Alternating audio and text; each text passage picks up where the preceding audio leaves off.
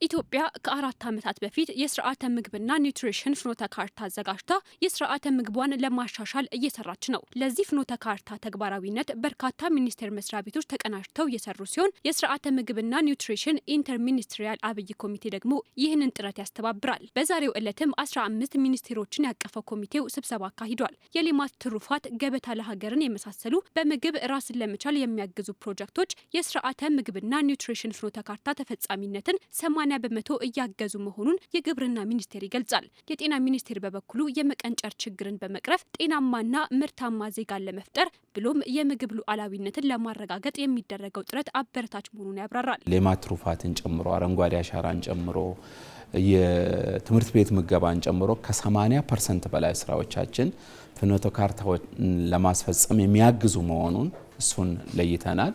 የግንዛቤ ማስጨበጫ መድረኮች በየቦታው እንዲሰሩ የቅድ ዝግጅቶቻችን እንዲጠናከሩ ተግበራውም ደግሞ በሰፊው በኃላፊነት እንዲመራ አቅጣጫ ተሰጥቶ የፍኖተ ካርታችንን እስከ መሬት ድረስ የማውረድ ስራ በዚህ በጀመርነው በ2017 ዓ.ም ደግሞ በመጀመሪያው 6 ወር በሰፊው ተሰርቷል። በ2022 መቀንጨርን ከሀገሪቱ የማጥፋት ውጥንን የያዘው የሰቆጣ ቃል ኪዳን ስምምነት ኮሚቴው ከሚያስተባብራቸው ፕሮጀክቶች መካከል ነው። በተለያዩ የአፍሪካ ሀገራት መቀንጨር ዛሬም ፈተና ሆኖ መቀጠሉን የሚገልጹት የግብርና ሚኒስትሩ ግርማ አመንቴ ኢትዮጵያ በበኩሏ ችግሩን መቀነስ ስለመቻሏ ይገልጻሉ። ይሁን እንጂ ምጣኔው አሁንም 30 በመቶ እንደመሆኑ ቀሪ ትልቅ የቤት ስራ የሚጠይቅ መሆኑ ተገልጿል። በመጪው የ2018 በጀት ዓመት የሰቆጣ ቃል ኪዳን ስምምነት ተደራሽ የሚሆኑባቸው ተጨማሪ 186 ወረዳዎች የሚኖሩ ሲሆን ክልሎች ጭምር ለዚህ ስራ በጀት መድበው እየተሰራበት መሆኑ ተነግሯል። ኢትዮጵያ በቅርብ የተባበሩት መንግስታት የምግብና እርሻ ድርጅት ይፋ ባደረገው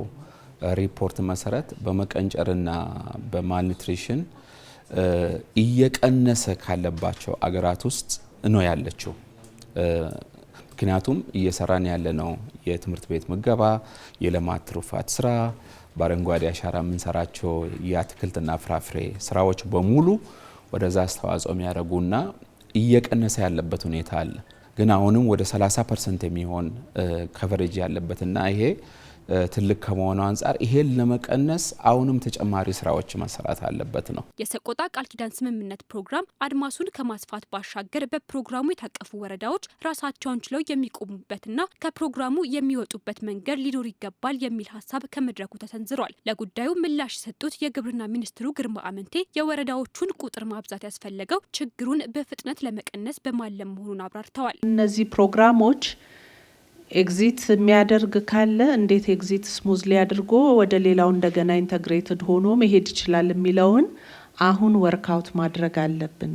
103 ወረዳ ልንጨምር ነው ስትለኝ አብሬ የምጠይቀው ስንጀምር ከጀመርንባቸው ስንቶች ወረዳዎች ጨርሰው ወጡ ራሳቸውን ቻሉ? እሱን ካልነገርከኝ ምንም ትርጉም የለም። ዝም እየቆለልከው ነው ያለው ቁጥሩን ኤንድ እሱ አክቹአሊ የድክመት ምልክት ነው እንጂ የጥንካሬ ምልክት አይደለም። ሌሎች እንደውም ሀገራት ላይና ሪጅንስ ላይ ያለው የማልኒትሪሽን የስታንቲንግ እየጨመረ ነው ካንትሪ ኢንዲኬተሩ። የኛ ካንትሪ ኢንዲኬተር እየቀነሰ ነው። እነዚህ ፋርዘር ኤክስፓንሽንስ ያንን ታርጌት የበለጠ እንዲቀንስ ከማድረግ አንጻር ነው ወረዳዎች የሚጨመሩት እንጂ በወረዳ ቁጥር መገምገም የለበትም ያልከው ፕሮፌሰር ግን ትክክል ነው። የት ጋር ሊያደርሱን ነው ወረዳዎችን የምንጨምረው ሚሊዮን ነገር ከወሰድን እነዛም ቁጥሮች እንድንቀንስ ለማድረግ አክቲቪቲዎቻችን ደብል ለማድረግ በሚለው ብናየው ቆንጆ ነው። የመጓጓዣ ጥራትና ቅልጥፍና የምግብ ስርዓቱ ላይ ጫና ማሳደሩ የማያጠያይቅ መሆኑን የሚገልጸው የትራንስፖርትና ሎጂስቲክስ ሚኒስቴር ልዩ ትኩረት ሊሰጠው እንደሚገባ አጽንኦት ሰጥቷል። የገንዘብ ሚኒስቴር በበኩሉ የስርዓተ ምግብ ላይ የሚሰራው ስራ በርካታ ገንዘብ ፈሰስ ከሚደረግባቸው ስራዎች መካከል መሆኑን በማንሳት ኮሚቴው ትልቅ ኃላፊነት እንዳለበት አስታውሷል። ጥራቱን ጠብቆ መጓጓዝ አለበት። ማጓጓዣው ራሱ ምን አይነት ማጓጓዣ እንደየምግቡ ማለት ነው እና ደግሞ የሚቆይበት ማቆያ አንዱ ምግብ የሚበላሸው በሚቆይበት ባያያዝ ነው፣ አንዱ ደግሞ በጊዜ ነው እና እሱ ነገር አጽንኦት ቢሰጠው የሚለውን ለማንሳት ነው።